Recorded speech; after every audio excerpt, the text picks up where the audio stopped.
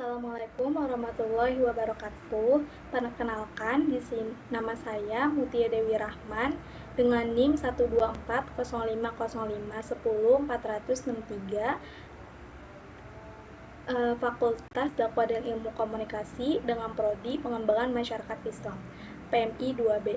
Di sini saya akan menjelaskan materi tentang mubtada dan khobar. Mubtada dan khobar. Mubtada ialah isim yang terletak di awal kalimat dan dibacanya rofa yang sepi dari amil-amil lafiziyah. Dan khobar ialah isim yang dibaca rofa yang disebutkan sesudah mubtada yang berfungsi sebagai penyempurna makna mubtada. Dan jumlah yang tersusun dari mubtada dan khobar disebut dengan jumlah isimiyah. Selanjutnya ada kriteria dari mubtada. Kriteria mubtada itu terbagi menjadi 6. Yang pertama berupa kalimat isim. Berupa kalimat isim mubtada ini terbagi lagi menjadi 2. Ada kalimat isim yang shorih dan kalimat isim yang mu'awal. Kalimat isim yang shorih itu ialah kalimat yang sudah jelas bentuk pelafalannya. Dan kalimat isim yang mu'awal ialah fi'il mudoreh yang mengandung salah satu dari kata anna, an, lan, dan lam. Yang kedua dibaca rofa atau al-marfu yang merupakan mubtada adalah ibtida yang menjadi permulaan yang disebut dengan amil ma'nun.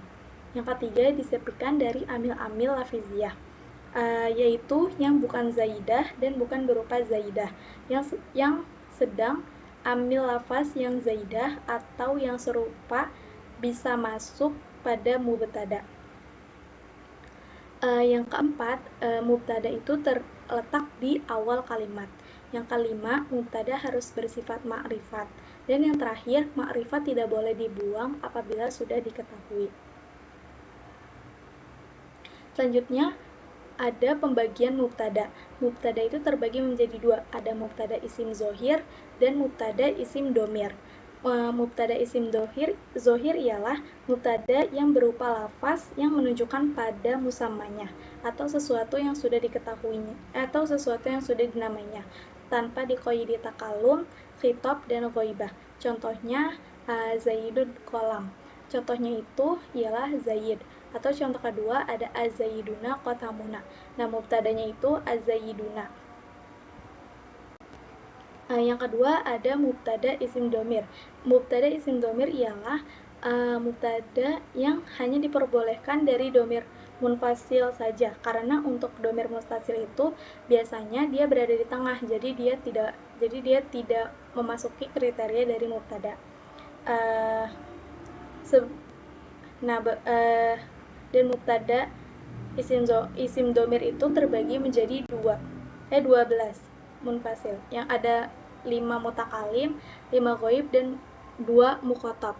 Contohnya itu ada ana qalamun, huwa mudarris, sama hiya mudarrisu. Selanjutnya ada kriteria dari khobar. Kriteria dari khobar itu terbagi menjadi 8. Yang pertama berupa kalimat isim, yang kedua keserasian mubtada dan khobar dalam hal jumlah, mufrad, saniyah, dan jamak. Yang ketiga jenisnya harus bersifat muzakkar dan muannas. Muzakkar itu laki-laki dan muannas itu perempuan. Yang keempat, khobar harus menyempurnakan pada makna mubtada. Yang kelima, dibacanya harus rofa. Dan yang keenam, berbentuk nakiroh, identif atau belum diketahui. Yang ketujuh, terletak setelah mubtada. Dan yang terakhir, khobar boleh dibuang dan khobar wajib dibuang di beberapa tempat tertentu. Selanjutnya ada pembagian dari khobar. Pembagian khobar terbagi menjadi 2. Ada khobar mufrad dan khobar ghairu mufrad. Khobar mufrad itu terbagi lagi menjadi 2, ada jamid dan musitak. Kalau ghairu mufrad itu terbagi menjadi 4, ada zorof, jar majrur, jumlah isimiyah, dan jumlah fi'liyah. Nah, khobar mufrad itu adalah khobar yang tidak berupa jumlah atau yang serupa jumlah, zorof atau jar majrur, walaupun berupa isim saniyah atau jamak. Contohnya, zayyidul kolam, khobarnya itu adalah kolam. Atau contoh kedua ada zayyiduna qasamuna, itu khobarnya qasamuna. Kalau khobar ghairu mufrad ialah itu jumlah atau sesamanya, atau setiap lafaz yang disusun secara isnadi berfaedah atau tidak.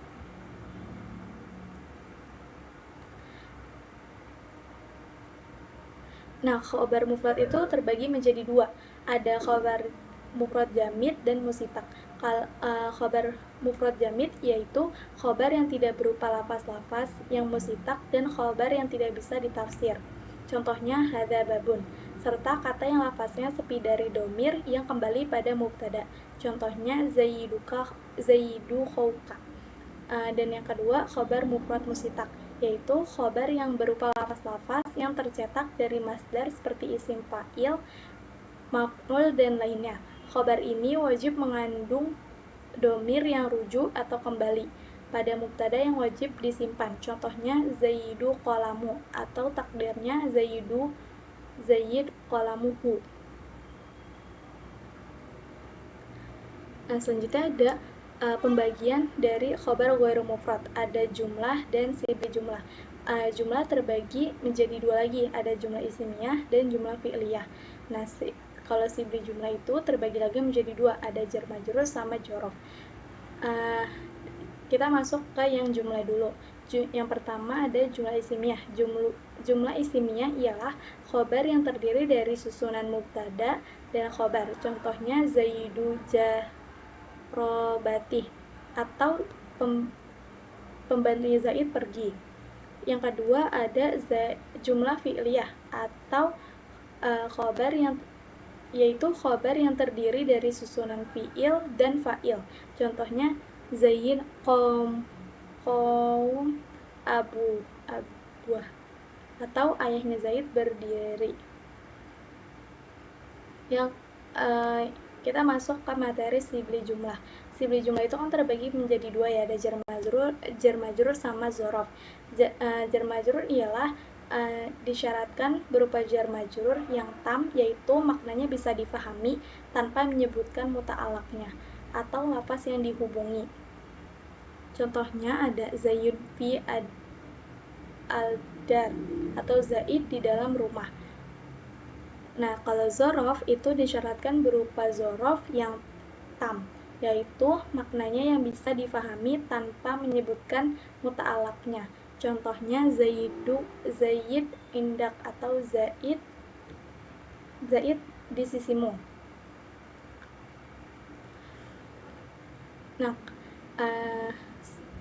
itulah materi yang bisa saya berikan. Kesimpulan dari materi mubtada dan khobar ialah mubtada adalah isim yang terletak di awal kalimat dan dibacanya rofa yang sepi dari amil-amil lafiziyah, sedangkan khobar adalah isim yang dibaca rofa yang disebutkan sesudah mubtada yang berfungsi sebagai penyempurnaan makna mubtada. Dan suatu jumlah yang tersusun dari mubtada dan khobar disebut dengan jumlah isimiyah. Sekian presentasi dari saya, kurang lebihnya mohon maaf. Wassalamualaikum warahmatullahi wabarakatuh.